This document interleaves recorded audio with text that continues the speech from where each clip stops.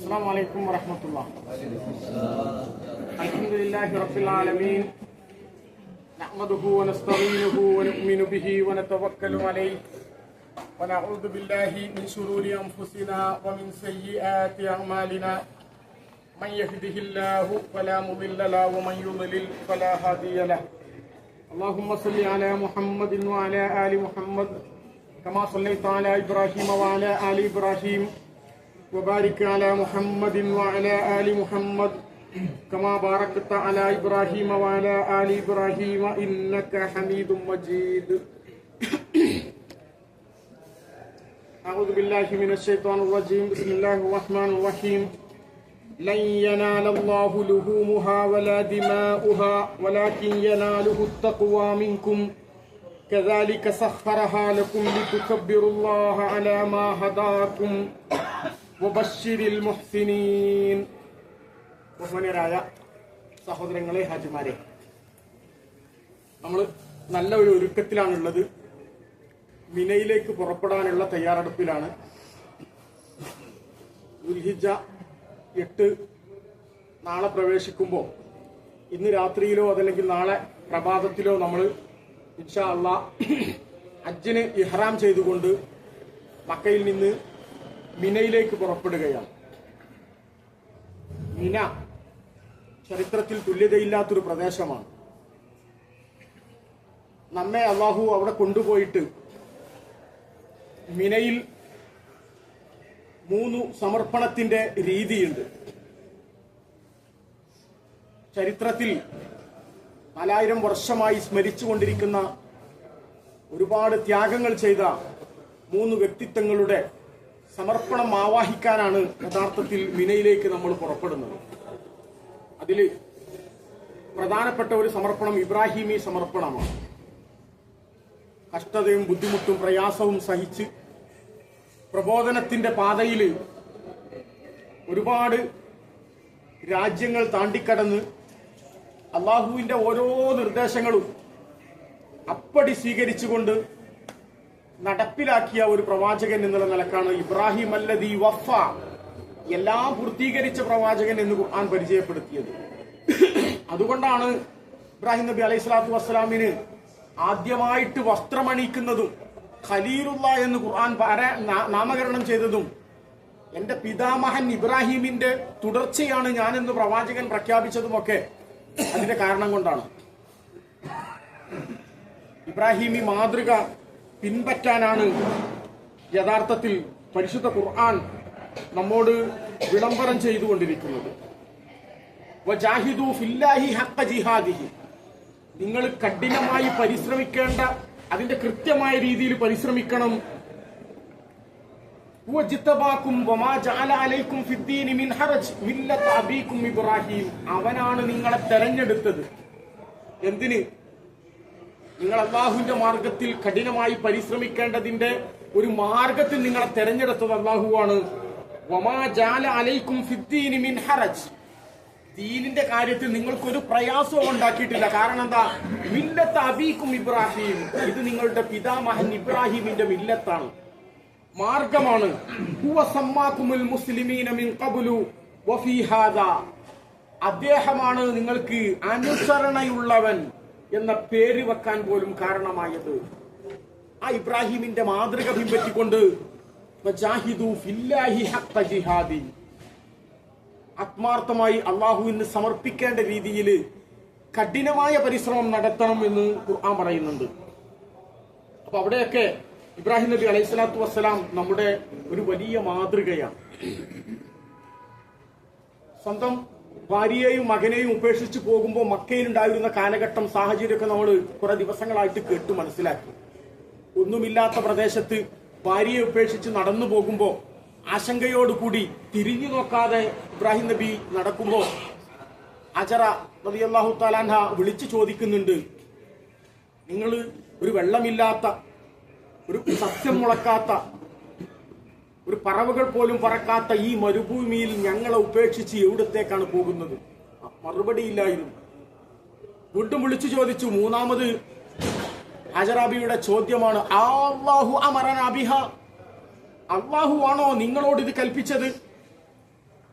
അപ്പൊ ഇബ്രാഹിം നബി തിരിഞ്ഞു നിന്നിട്ട് പറഞ്ഞു നഅം, അതെ എന്ന് മാത്രം പറഞ്ഞ് നടന്ന് നീങ്ങുന്ന ഇബ്രാഹിം. അതൊരു സമർപ്പണത്തിന്റെ, ത്യാഗത്തിന്റെ വല്ലാത്തൊരു സാഹചര്യമാണ്. ഭാര്യയും മകനെയും ഉപേക്ഷിച്ച് പോകുന്ന ഒരു ഇബ്രാഹിം അലൈഹിസ്സലാത്തു വസ്സലാം ഉപേക്ഷിച്ച് പോകുമ്പോ ഞങ്ങൾ നഅം എന്ന് പറഞ്ഞപ്പോ ഹജറാബിയുടെ ഒരു മറുപടി ഉണ്ട്, എന്നാൽ ഞങ്ങൾ പാഴായി പോകൂല. കാരണം ഏറ്റവും കൂടുതൽ സമർപ്പിക്കാൻ പറ്റുന്ന ഒരാളെ ഏൽപ്പിച്ചിട്ട് അയാളുടെ നിർദ്ദേശപ്രകാരമാണ് ഞങ്ങൾ ഇട്ടേച്ചു പോകുന്നത്. അതുകൊണ്ട് ഞങ്ങൾ ഉണ്ടാവില്ല, നഷ്ടപ്പെടൂല എന്നുള്ള ഒരു വാക്കാണ് ഹജറ റളിയല്ലാഹു തആല അൻഹ ഉപയോഗിച്ചത്. അങ്ങനെ അവിടെ നിന്ന് ഇറങ്ങിപ്പോയ ആ ഇബ്രാഹിം നബി അലൈഹി സ്വലാത്തു വസ്സലാം രണ്ടാമത് കയറി വരുന്ന ഒരു രംഗമുണ്ട്. ചരിത്രം അതിന്റെ ബാക്കി ഇന്നലെയും മിനിയാമൊക്കെ ആയിട്ട് നമ്മൾ കേട്ടു. ഹജറാബിയും മകന് വേണ്ടിയിട്ട് അവിടെ വലിയ ത്യാഗങ്ങൾ ചെയ്യുന്നു. വെള്ളമില്ലാത്ത 17 ദിവസമായിട്ട് മുലപ്പാല് വറ്റിയിരിക്കുകയാണ് ഹജറാബിയുടെ. മുലപ്പാല് വറ്റണമെങ്കിൽ എത്ര പ്രയാസം ഉണ്ടാവണം? ഹജറാബിക്ക് വെള്ളം വേണം, ഇസ്മായിൽ അലൈഹി സ്വലാമിന് വെള്ളം വേണം. കുടിക്കാനുള്ള വെള്ളത്തിന് വേണ്ടി കരഞ്ഞുകൊണ്ട് ഓടുകയാണ് സഫയുടെയും മറുവയുടെയും ഇടയിൽ. നമ്മളിന്ന് ഇഷ്ടം പോലെ കുടിക്കുന്ന, ഇഷ്ടം പോലെ ഉപയോഗിക്കുന്ന സംസം വെറുതെ കിട്ടിയതല്ല. ഹജറ ബീബി കരഞ്ഞു വാങ്ങിച്ചതാ. 7 തവണ സഫയുടെയും മറുവയുടെയും മുന്നിൽ കൃത്യമായി ഓടി കരഞ്ഞ് ചോദിച്ചതിന്റെ അടിസ്ഥാനത്തിലാണ് ജിബ്രീൽ അലൈഹി സ്വലാത്തു വസ്സലാം വന്നുകൊണ്ട് ഹജറാബിയോട് സംവദിക്കുന്നത്. ആരാണ് നീ എന്നും എന്താണ് ഇവിടെ വന്നതെന്നും എന്താണ് ആവശ്യമെന്നും ചോദിച്ചപ്പോ ഇബ്രാഹിമിന്റെ പുത്രന്റെ മാതാവാണ് ഞാൻ എന്ന് പറഞ്ഞു പരിചയപ്പെടുത്തി. വെള്ളം വേണമെന്ന് പറഞ്ഞപ്പോ ജിബ്രീൽ അലൈഹി സ്വലാത്തു വസ്സലാം ചിറക് കൊണ്ട് കുത്തി ആ ഭാഗത്ത് സംസം, ഇസ്മായിൽ അലൈഹി സ്വലാത്തു വസ്സലാം കടക്കുന്ന ഭാഗത്ത് സംസമിന്റെ ഉറവയുണ്ടായി. കടന്നുപോകുന്ന, അതിന്റെ പരിസരത്തിലൂടെ കടന്നുപോകുന്ന കച്ചവട സംഘം ഇവിടെ പക്ഷികൾ പട്ടമിട്ട് പറക്കുന്നത് കണ്ട് ആ പ്രദേശത്തേക്ക് വന്ന് ആ പ്രദേശത്ത് ഞങ്ങളും താമസിക്കട്ടെ എന്ന് ചോദിച്ച് ഹജറാബിയുടെയും ഇസ്മായിലിന്റെയും കൂടെ മക്കയുടെ പരിസരത്ത് താമസിക്കുകയും അവിടെ പിന്നീട് ഒരു മദീനയായി, അതായത് ഒരു നാടായി, ഒരു ഗ്രാമമായി മാറുകയും ചെയ്തു. അപ്പോഴാണ് ഇബ്രാഹിം നബി അലൈഹി സ്വലാത്തു വസ്സലാം വീണ്ടും കടന്നു വരുന്നത്. അന്ന് മകൻ എത്രയായിട്ടുണ്ട്? മകന്റെ പ്രായം പറയുന്നുണ്ട്. ആ ഇബ്രാഹിം നബി അലൈഹി സ്വലാത്തു വസ്സലാമിന്റെ കഥ പറയുമ്പോ ഖുർആൻ പറയുന്നത് എങ്ങനെയാണ്? റബ്ബി ഹബിരി മിനസ് സ്വാലിഹീൻ. ഇബ്രാഹിം നബി അലൈഹി സ്വലാത്തു വസ്സലാം പ്രാർത്ഥിക്കണം അല്ലാഹുവിനോട്, പഠിച്ചോനെ സ്വാലിഹീങ്ങളിൽ നിന്ന് എനിക്ക് ഒരു സന്താനത്തെ നൽകണേ. 90 വയസ്സായിട്ട് കുട്ടികളുണ്ടായിട്ടില്ല. നമുക്കൊരു കല്യാണം കഴിഞ്ഞിട്ട് 2 വർഷം കഴിഞ്ഞാൽ കുട്ടികൾ ഉണ്ടാവാഞ്ഞാൽ ആരൊക്കെയാ നമ്മൾ കുറ്റപ്പെടുത്തുക, എന്തൊക്കെയാ നമ്മൾ പറയാ? പക്ഷെ ഒരു പ്രവാചകനായി അള്ളാഹുവിന്റെ ഏറ്റവും അടുത്ത ഇഷ്ടദാസനായി ജീവിക്കുമ്പോൾ 90 വയസ്സുവരെ വിവാഹം കഴിച്ചിട്ടും കുട്ടികളില്ലാതെ ജീവിക്കുന്ന ആ പ്രവാചകന്റെ പ്രാർത്ഥന അള്ളാഹു എടുത്തുവാണ്, റബ്ബ് ഹബീലി മിനസ് സ്വാലിഹീൻ ഫബശ്ശർനാഹു ബിഉലാമിൻ ഹലീം. അനുസരണയുള്ള ഒരു കുട്ടിയെ കൊണ്ട് ഞാൻ ഇബ്രാഹിമിന് സന്തോഷ വാർത്ത അറിയിച്ചു. ഫലമ്മ ബലാ മാഹുസ്സൈഹ, അങ്ങനെ ഒപ്പം പ്രവർത്തിക്കാനുള്ള പ്രായമായപ്പോ, അഥവാ 13 വയസ്സ്, എല്ലാ നിലയിലും പ്രവാചകന്റെ ഒരു പിതാവിന്റെ കാര്യങ്ങളിൽ ഇടപെട്ടുകൊണ്ട് സഹായിക്കാനുള്ള പ്രായമായപ്പോ ആല ഇബ്രാഹിം നബി അലൈഹി സ്വലാത്തു വസ്സലാം പറഞ്ഞു, യാ ബുനയ്യ ഇന്നി അറാ ഫിൽ മനാമി അന്നി അദ്ബഹക ഫൻദുറു മാദാ തറാ. എന്താണ് വിളി? യാ ബുനയ്യ, എന്റെ പൊന്നുമോനെ, ഞാൻ ഉറക്കത്തിൽ കാണുന്നുണ്ട്, സ്വപ്നം കാണുന്നുണ്ട്. പ്രവാചകന്മാരുടെ സ്വപ്നം അല്ലാഹുവിൽ നിന്നുള്ളതാണ്. ഇന്നി അദ്ബഹക, നിന്നെ അറക്കണമെന്നാണ് ഞാൻ സ്വപ്നത്തിൽ കാണുന്നത്. ഇന്ന് നമ്മുടെ 13 വയസ്സായ കുട്ടിനോട് ഞാൻ അറക്കണമെന്ന് സ്വപ്നത്തിൽ കണ്ടു. അത് രാവും പകലും കുട്ടിയെ താലോലിച്ച് മടിയിലിരുത്തി വളർത്തിയ ഒരു പിതാവ് അല്ല പറയുന്നത്. മരുഭൂമിയിൽ ഉപേക്ഷിച്ച് പോയതാണ്. പിന്നീട് വന്നിട്ടാണ് ഈ കാര്യം പറയുന്നത്. അന്ന് അറക്കണം അള്ളാന്റെ ഓർഡർ ഉണ്ട്. എന്താ എന്റെ അഭിപ്രായം? അപ്പൊ ഒരു മകൻ സമർപ്പിക്കുകയാണ്. കാല ഇസ്മായിൽ അലൈഹി സ്വലാത്തു വസ്സലാമായ 13 വയസ്സായ മകൻ പറയുകയാണ്, യാ അബതി ഫഅൽ മാ തുഅ്മർ. ഓ പിതാവേ, നിങ്ങളോട് എന്താണോ അള്ളാഹു കൽപ്പിച്ചത് അത് നിങ്ങൾ പ്രവർത്തിച്ചു കൊള്ളുക. ഇൻഷാ അല്ലാഹു മിനസ് സാബിരീൻ, ശേഷം ക്ഷമയുള്ളവരുടെ കൂട്ടത്തിൽ എന്നെ നിങ്ങൾക്ക് കാണാം. അപ്പോ മക്കയുടെ പരിസരത്തിൽ നിന്ന് ഹജ്ജ് നിർവഹിക്കാൻ വേണ്ടി മിനയിലേക്ക് പുറപ്പെടുമ്പോ ഈ 3 സമർപ്പണം, ക്ഷമയുള്ളവരുടെ കൂട്ടത്തിൽ എന്നെ നിങ്ങൾക്ക് കാണാമെന്ന് പറഞ്ഞ് മകൻ അതിന് സപ്പോർട്ട് ചെയ്തപ്പോ ആ മാതാവ് സ്വന്തം മകനെ അണിഞ്ഞൊരുക്കി പറഞ്ഞയക്കുന്ന ഒരു രംഗമുണ്ട് ഇവിടെ. നമ്മൾ ഇന്ന് ഇഹ്റാമിന്റെ വസ്ത്രം ധരിച്ച് മിനയിലേക്ക് പോകുമ്പോ നമ്മുടെ മനസ്സിലുണ്ടാവേണ്ട ചിത്രം സമർപ്പണം, ഹാജറയുടെ സമർപ്പണമാണ്. ഇസ്മായിൽ അലൈഹി സ്വലാത്തു വസ്സലാമിന്റെയും ഇബ്രാഹിം നബി അലൈഹി സ്വലാത്തു വസ്സലാമും ഈ മക്കയിൽ നിന്ന് മിനയുടെ പരിസരത്തേക്ക് സ്വന്തം മകനെ അറക്കാൻ വേണ്ടി കൈ പിടിച്ചു പോകുന്ന ഒരു രംഗം. 90 വയസ്സായ ഇബ്രാഹിം നബി അലൈഹി സ്വലാത്തു വസ്സലാമിന്റെ കയ്യിലൊരു വടിയുണ്ട് കുത്തിപ്പിടിക്കണേ, അതേ കയ്യിൽ തന്നെ ഒരു കത്തിയുണ്ട്. മറുകൈയിൽ ഇസ്മായിൽ അലൈഹി സ്വലാത്തു വസ്സലാം ഉണ്ട്, അതേ കയ്യിൽ തന്നെ ഒരു കയറുമുണ്ട്. അങ്ങനെ സ്വന്തം മകനെ അറക്കാൻ വേണ്ടി പുതിയ വസ്ത്രങ്ങൾ ധരിച്ച് കുളിപ്പിച്ച് വൃത്തിയാക്കി പുതിയ വസ്ത്രം ധരിപ്പിച്ച് പറഞ്ഞയക്കുന്ന ഒരു മാതാവ് ഈ മക്കയുടെ പരിസരത്തുണ്ട്. അതുകൊണ്ടാണ് ഒരു ഉന്നതമായ പദവി ഹജറ റളിയല്ലാഹു തആല അൻഹുവിന് അല്ലാഹു സുബ്ഹാനഹു വ തആല 5000 വർഷമായിട്ട് നിലനിർത്തിക്കൊണ്ടിരിക്കുന്നത്. ഹജറയുടെ ഓട്ടമോടാത്തവർക്ക് ഹജ്ജില്ല, ഹജറയുടെ ത്യാഗം മനസ്സിലാക്കാത്തവർക്ക് ഹജ്ജില്ല. ആ ഒരു സമർപ്പണത്തിലേക്കാണ് ഇന്ന് ഇൻഷാ അല്ലാഹ് നമ്മൾ പോണത്. നടന്നു നീങ്ങി മിനയുടെ പരിസരത്തെത്തി. ആ പരിസരത്തേക്ക് നടന്നു പോകുമ്പോൾ മകന്റെ ഒരു ഉപദേശമുണ്ട്, ഉപ്പാനോട് 4 ഉപദേശമുണ്ട്. ഒന്നാമത്തെ ഉപദേശം, ഉമ്മാനോട് എന്റെ സലാം പറയണം. രണ്ടാമത്തെ ഉപദേശം, എന്റെ വസ്ത്രത്തിൽ അഴിക്കാവാതെ രക്തമാവാതെ ഈ വസ്ത്രം തിരിച്ചെന്റെ ഉമ്മയെ കൊണ്ട് ഏൽപ്പിക്കണം. മൂന്നാമത്തെ ഉപദേശം, എന്നെ നിങ്ങൾ അറക്കാൻ കടത്തുമ്പം മുഖം മണ്ണിലേക്ക് കമഴ്ത്തി തിരിച്ചു കടത്തണം, എന്റെ മുഖം നിങ്ങൾ കാണുന്ന രീതിയിലാവരുത്. നാലാമത്തെ ഉപദേശം, നിങ്ങൾ എന്റെ കൈയും കാലും എന്തെങ്കിലും വള്ളിയോ കയറോ ഉപയോഗിച്ച് കെട്ടിയിടണം.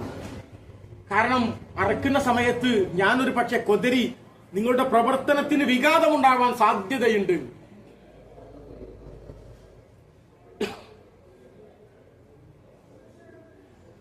ഈ ഒരു സമർപ്പണമാണ് ഇൻഷാ അല്ലാഹ് മിനയിലെ തമ്പിൽ പോയിരുന്ന് നമുക്ക് ആലോചിക്കാനുള്ളത്.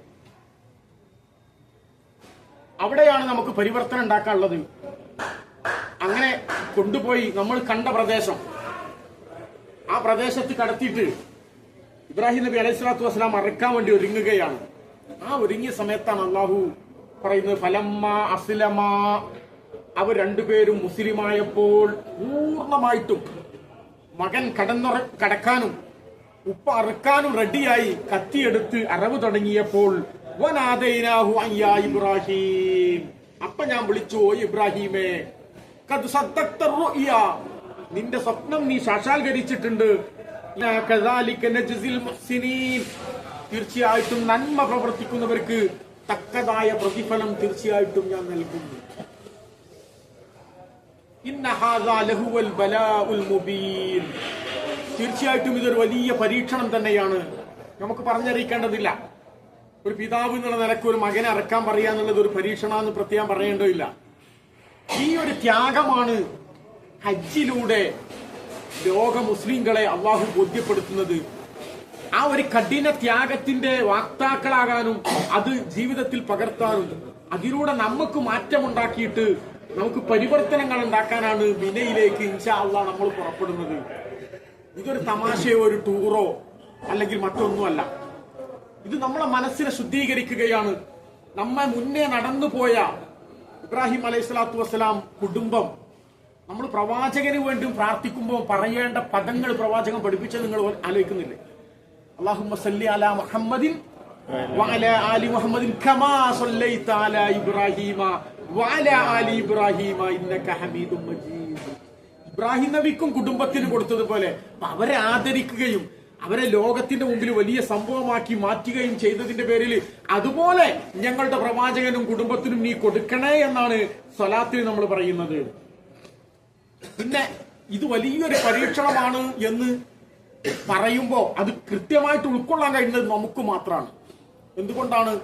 കഴിഞ്ഞു പോയ പ്രവാചകന്മാർക്കും ഇപ്പൊ നാട്ടിലുള്ളവരും അല്ലാത്തവരുമായ എല്ലാ ഔലിയാക്കന്മാർക്കും ഉസ്താദുമാർക്കൊക്കെ വരാൻ പോകുന്ന കാര്യങ്ങളെ സ്വന്തം ഇരുന്നുകൊണ്ട് ഊഹിച്ചെടുക്കാൻ സാധിക്കും. അവർക്കതിനുള്ള ഐബിയായ അറിവുണ്ട് എന്ന് വിശ്വസിക്കുന്ന ഒരു സമൂഹത്തിന് ഇതൊരു നാടകമായിട്ടേ മനസ്സിലാക്കാൻ പറ്റുള്ളൂ. ഇബ്രാഹിം നബിക്ക് അറിയാമായിരുന്നു ഇങ്ങനെ ഇസ്മായിലിനേറ്റ് പോയി അറുത്താല് അവിടെ അറക്കേണ്ടി വരൂല, അവിടെ ഒരു ആടിനെ ഇറക്കി കൊടുക്കും എന്നൊക്കെയുള്ള കാര്യം അറിയാമായിരുന്നെങ്കിൽ ഇത് അള്ളാഹു പറഞ്ഞതുപോലെ വലിയൊരു പരീക്ഷണം ആകൂല, അതൊരു നാടകമേ ആകുമുള്ളൂ, ഒരു അഭിനയമാകുമായിരുന്നുള്ളൂ.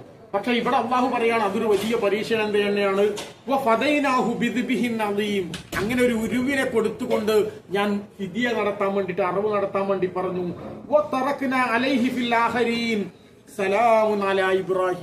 ലോകാവസാനം വരെയുള്ള ജനങ്ങളിൽ ഇതൊരു ചരിത്ര സംഭവമാക്കി ഞാൻ നിലനിർത്തുകയും ആ ഇബ്രാഹിമിന്റെ ഒരു സ്മരണയാക്കി അതിനെ നിലനിർത്തുകയും ചെയ്തു. കദാലിക നജ്സിൽ മുഹ്സിനീൻ, അതുപോലെ ഇഹ്സാൻ ചെയ്യുന്ന നന്മ പ്രവർത്തിക്കുന്ന ആളുകൾക്കൊക്കെ പിന്തുടർച്ചയായിട്ട് ചരിത്രത്തിന്റെ ഭാഗമായിട്ട് നിലനിർത്തുകയും അവർക്ക് വലിയ നന്മകൾ അള്ളാഹു ഓഫറുകൾ ചെയ്യുകയും ചെയ്യുന്ന ഒരു സംഭവമാണ് മിനയിൽ പോയിരിക്കുമ്പോൾ നമുക്ക് ഊഹിക്കാനും പഠിക്കാനുമുള്ളത്. ആ ഇബ്രാഹിമി ചരിത്രവും ഹജറയുടെ ചരിത്രവും ഇസ്മായിലിന്റെ ചരിത്രമൊക്കെ ആവേശം കൊള്ളാൻ വേണ്ടിയുള്ളതല്ല. അതൊക്കെ അവർ സമർപ്പിച്ചത് അവരുടെ ജീവിതത്തിൽ ദുനിയാവിൽ അവർക്ക് കിട്ടിയ ഏറ്റവും മഹത്തായ എല്ലാം അവർ സമർപ്പിക്കാൻ തയ്യാറാവുക എന്നുള്ളതാണ്. നമ്മൾ പലതും കൊടുക്കാൻ നമ്മൾ തയ്യാറാവും, പക്ഷെ നമ്മളെ മക്കളെ കൊടുക്കാൻ നമ്മൾ തയ്യാറാവുമോ? എന്തിനെങ്കിലും ആരെങ്കിലും ആലോചിക്കുമോ? നമ്മുടെ മരണത്തിന്റെ മുമ്പ് നമ്മുടെ മക്കൾ മരിക്കണെ കുറിച്ച് നമുക്ക് ആലോചിക്കാൻ പറ്റുമോ? ഇല്ല. എന്നിട്ടാണ് സ്വന്തം മകനെ അറക്കാൻ വേണ്ടി പറയുന്നത്. പ്രവാചകൻ സല്ലല്ലാഹു അലൈഹി വസല്ലം തങ്ങളുടെ സമർപ്പണത്തിന്റെ രീതി നമ്മൾ പഠിക്കുമ്പോൾ ആ പ്രവാചകനായിരിക്കെ 3 5 ഒക്കെ വരുന്ന പ്രായത്തില് 15 വയസ്സിന്റെ താഴെയുള്ള എത്ര മക്കളെയാണ് റസൂലുള്ളാഹി സ്വല്ലല്ലാഹു അലൈഹി വസല്ലം തങ്ങൾ സ്വന്തം കൈ കൊണ്ട് ഖബറിലേക്ക് എടുത്തു വെച്ചത്? സമർപ്പിക്കുകയായിരുന്നു. ഇബ്രാഹിം എന്ന മകനെ വെക്കുമ്പോ റസൂലുള്ള പറയുന്നുണ്ട്, ഇബ്രാഹിം നിന്റെ കാര്യത്തിൽ ഞങ്ങൾ വലിയ സങ്കടത്തിലാണ്, വേദനയുണ്ട്. പക്ഷെ അള്ളാഹുവിന്റെ തീരുമാനം അങ്ങനെയാണ്. അന്ന് സഹാബികളൊക്കെ പറഞ്ഞു അന്ന് ഗ്രഹണം ഉണ്ടായപ്പം അത് ഇബ്രാഹിമിന്റെ മരണം കൊണ്ടായിരിക്കുന്നു. പക്ഷെ റസൂലുള്ള അവിടെ തിരുത്തി, അതെനിക്ക് വേണ്ടിയുള്ള അള്ളാഹുവിന്റെ പരീക്ഷണമാണ്, അത് സൂര്യന്റെയോ ചന്ദ്രന്റെയോ ഗ്രഹണത്തിൽ അതിന് യാതൊരു ബന്ധമില്ല, അതിന്റെ പേരിലൊന്നും സൂര്യനും ചന്ദ്രനും ഗ്രഹണം ഉണ്ടാകൂല എന്ന് പറഞ്ഞ് അള്ളാഹുവിന്റെ പ്രവാചകൻ അവിടെ തിരുത്തുകയാണ്. അപ്പൊ ഓരോ ഭാഗത്ത് നമ്മൾ ചെല്ലുമ്പോഴും പ്രവാചകന്റെ സുന്നത്തനുസരിച്ച് നിർവഹിക്കുമ്പോഴും ഇബ്രാഹിം ഈ ചര്യ മാതൃകയാക്കുമ്പോഴും നമ്മൾ മനസ്സിലുണ്ടാവേണ്ടത്, നമ്മൾ കല്ലെറിയുന്നു. ഇബ്രാഹിം അലൈഹി സ്വലാത്തു വസ്സലാം ഇസ്മായിലിനേറ്റ് പോകുന്ന വഴിയിൽ പിശാച് വന്നിട്ട് ശല്യപ്പെടുത്തിയെടുത്താണ് നമ്മൾ കല്ലെറിയുന്നത്. അവിടെ അള്ളാഹുവിന്റെ പ്രവാചകൻ പറഞ്ഞു അതൊക്കെ എറിയുമ്പോ നമുക്കുണ്ടാവേണ്ട താല്പര്യം എന്താണ്? ഇഖാമത്തു ദിക്രില്ല, അള്ളാഹുവിന്റെ ആ ദിക്റില്ലേ, ഏതാണ് ആ ദിക്ർ? ഖുർആൻ പറഞ്ഞില്ലേ ഇബ്രാഹിം നബിയുടെ സ്മരണ ഞാൻ അവിടെ നിലനിർത്തുമെന്ന് പറഞ്ഞ ആ ദിക്റാണ് യഥാർത്ഥത്തിൽ ആ കണ്ടുവരുന്നത്. അതിന്റെ ഭാഗമായിട്ടാണ് നമ്മൾ എന്ത് ചെയ്യുന്നത്? ഉളുഹിയ്യത്ത് ഇറക്കുന്നതും ഹദിയ ഇറക്കുന്നതൊക്കെ. ആ അറക്കുന്നതിന്റെ മൃഗത്തിന്റെ ഇറച്ചിയോ രക്തമോ അല്ല നമ്മൾ അള്ളാഹുവിനെ സമർപ്പിക്കുന്നത്. അള്ളാഹു പറയാണ് ലൻ തനാലല്ലാഹ ലുഹൂമഹാ വലാ ദിമാഉഹാ വലാകിൻ യനാലുഹു തഖ്വാ മിൻകും. നിങ്ങളിൽ നിന്നുള്ള രക്തമോ ഇറച്ചിയോ ഒന്നും തരുന്നില്ല, അള്ളാഹുലേക്ക് എത്തുന്നില്ല. പഴയ കാലത്ത് മൃഗങ്ങളെ അറുത്ത് ബലി കൊടുക്കാറുണ്ടായിരുന്നു. അവർ രക്തമാണ് അവർക്ക് ദൈവത്തിന് സംഭാവന ചെയ്യാറുള്ളത്. നമ്മൾ രക്തമോ ഇറച്ചിയോ അല്ല അള്ളാഹുലേക്ക് എത്തുന്നത്. എന്താണ്? വലാകിൻ യനാലുഹു തഖ്വാ മിൻകും. അതിനു വേണ്ടി നിങ്ങൾ അനുഭവിച്ച തഖ്വയുണ്ടല്ലോ, ആ സമർപ്പണം, അതാണ് അള്ളാഹുലേക്ക് എത്തുന്നത്. കദാലിക സഖറഹാ ലക്കും. അതുപോലെ നിങ്ങൾക്ക് ആ മൃഗത്തെ കീഴ്പ്പെടുത്തി തരികയും ചെയ്തിരിക്കുന്നു. ലിതുകബ്ബിറുല്ലാഹ അലാ മാ ഹദാകും.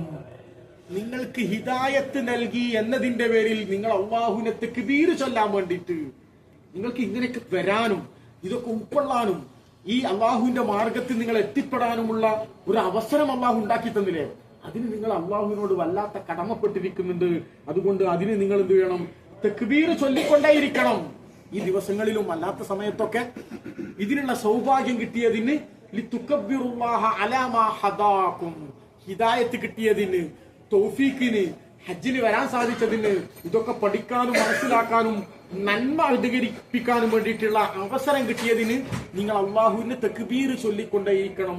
അല്ലാഹു അക്ബർ അല്ലാഹു അക്ബർ അല്ലാഹു അക്ബർ ലാ ഇലാഹ ഇല്ലല്ലാഹു അല്ലാഹു അക്ബർ അല്ലാഹു അക്ബർ വലില്ലാഹിൽ ഹംദ്. എന്നിട്ട് അല്ലാഹു പറയുക ബശ്ശിരിൽ മുഹ്സിനീൻ, നന്മ പ്രവർത്തിക്കുന്നവർക്ക് അല്ലാഹു സന്തോഷ വാർത്ത അറിയിക്കുക. എന്താണ് നന്മ? അത് ഒരുപാട് നിസ്കാരമല്ല, ജീവിതത്തിന്റെ സമർപ്പണമാണ്. ഇവിടെ നമുക്ക് ഈ ഹജ്ജ് നിർവഹിക്കുമ്പോഴും അത് കഴിഞ്ഞു പോകുമ്പോഴും നമ്മുടെ മനസ്സിനെ പാകപ്പെടുത്തേണ്ടത് അള്ളാഹുവിന്റെ നിയമനിർദ്ദേശങ്ങൾ, അതിനു വേണ്ടിയിട്ട് എന്റെ എന്തും സമർപ്പിക്കാൻ ഞാൻ തയ്യാറാണ്. അതിലെ വളരെ പ്രധാനപ്പെട്ടതാണ് എന്റെ ജീവിതം, എന്റെ ആയുസ്, എന്റെ സമ്പത്ത്, എന്റെ ആരോഗ്യം, എന്റെ കുടുംബ സാഹചര്യം. ഇതൊന്നും അള്ളാഹുവിന്റെ വിധിവിലക്കുകൾക്ക് ഇനി എനിക്ക് എതിര് പ്രവർത്തിക്കുകയില്ല എന്നുള്ള കൃത്യമായ ഒരു ചലഞ്ചാണ്, ഒരു പ്രതിജ്ഞയാണ് ഈ ഹജ്ജിലൂടെ, മിനയിലും മുസ്ദലിഫയിലും അറഫയിലും ഒക്കെ ഞാൻ സഹിക്കുന്ന ത്യാഗത്തിലൂടെ നമ്മുടെ മനസ്സിനെ പാകപ്പെടുത്തേണ്ടത് എന്നാണ് നമ്മൾ മനസ്സിലാക്കുന്നത്. യാ അയ്യുഹല്ലദീന ആമനു ലാ തുൽഹിക്കും അംവാലുക്കും വലാ ഔലാദുക്കും അൻ ദിക്രില്ലാഹ്. നിങ്ങളുടെ അഭിവൃദ്ധി എന്ന് നിങ്ങൾ കാണുന്ന നിങ്ങളുടെ സമ്പത്തും നിങ്ങളുടെ സന്താനങ്ങളും അള്ളാഹുവിന് ദിക്ർ ചെയ്യുന്നതിൽ, അവനെ സ്മരിക്കുന്നതിൽ, അവന്റെ നിയമങ്ങൾ പാലിക്കുന്നതിൽ, അവനോട് ശുക്ർ ചെയ്തുകൊണ്ട് 5 നേരത്തെ നിസ്കാരം നിലനിർത്തുന്നതിൽ, സക്കാത്ത് കൊടുക്കുന്നതിൽ, സദക്ക ചെയ്യുന്നതിൽ, കഠിനമായ പരിശ്രമം ദീനിന്റെ മാർഗത്തിൽ പ്രബോധന മേഖലയിൽ പ്രവർത്തിക്കുന്നതിലൊന്നും ഉണ്ടാവരുത്. ലാ തുൽഹിക്കും അംവാലുക്കും വലാ ഔലാദുക്കും. നിങ്ങളുടെ സമ്പത്ത്, നിങ്ങളുടെ ബിസിനസ്, നിങ്ങളുടെ കച്ചവടം, നിങ്ങളുടെ വലിയ ഏക്കറക്കണക്കിന് സ്ഥലം, ഇതൊന്നും അതിന് വിലങ്ങ് തടിയാവരുത്. അവിടെ ഇഷ്ടംപോലെ പണിക്കാരുണ്ട്, 10-25 പണിക്കാരുണ്ട് തോട്ടത്തില്. എങ്ങനെ ഞാൻ അവരെ ഉപേക്ഷിച്ചിട്ട് പോരുക? ഇവിടെ ബാങ്ക് കൊടുക്കുന്നുണ്ട്, ജമാത്തിന് പോകാൻ എനിക്ക് തിരക്കാണ്, കഴിയണില്ല. മക്കളുടെ ഒരുപാട് പ്രശ്നങ്ങൾ, വിദ്യാഭ്യാസം, അതുപോലെ ബന്ധപ്പെട്ട സംഗതികൾ. അള്ളാഹുവിന്റെ വിളിക്കോ അള്ളാഹുവിന്റെ നിർദ്ദേശങ്ങൾക്കോ ചെവി കൊടുക്കാൻ എനിക്ക് സമയം കിട്ടുന്നില്ല. അതാണ് അള്ളാഹു തിരുത്തുന്നത്. ലാ തുൽഹിക്കും അംവാലുക്കും വലാ ഔലാദുക്കും അൻ ദിക്രില്ലാഹ്. അള്ളാഹനെ സ്മരിക്കുന്നിടത്ത് ഇതൊന്നും നിങ്ങൾക്ക് വിലങ്ങ് തടിയാവാതിരിക്കട്ടെ. അങ്ങനെ ഈ ദുനിയാവിലെ സമ്പത്തും കച്ചവടവും തോട്ടവും ഇതൊക്കെ, അതല്ലെങ്കിൽ മക്കളും അവരുടെ അഭിവൃദ്ധിയും അവരുടെ കുടുംബ പശ്ചാത്തലവും വിദ്യാഭ്യാസവും ഒക്കെ അതിന് എതിരാവുകയാണെങ്കിൽ അവർ വലിയ പരാജയം നേരിട്ടവരായിരിക്കും, ഒരു വലിയ പരാജയക്കാരാവും. അല്ലാഹു സുബ്ഹാനഹു വ തആല നമുക്ക് ഈ ഹജ്ജ് കൊണ്ട് പൂർണ്ണമായും ഇബ്രാഹിമി സമർപ്പണം മനസ്സിലാക്കുകയും അതനുസരിച്ച് ജീവിതം മുന്നോട്ട് കൊണ്ടുപോകാനുള്ള ഒരു നല്ല ഈമാനും ആവേശവും നൽകി ഹജ്ജിന്റെ ശിഷ്ടകാലം ഈമാനോട് കൂടി ഈ സമർപ്പണം പൂർണ്ണമായും ഉൾക്കൊണ്ടുകൊണ്ട് ജീവിക്കാനുള്ള തൗഫീക്ക് നൽകി അനുഗ്രഹിക്കുമാറാകട്ടെ. സഹോദരങ്ങളെ, അപ്പോ നമ്മൾ ഇന്ന്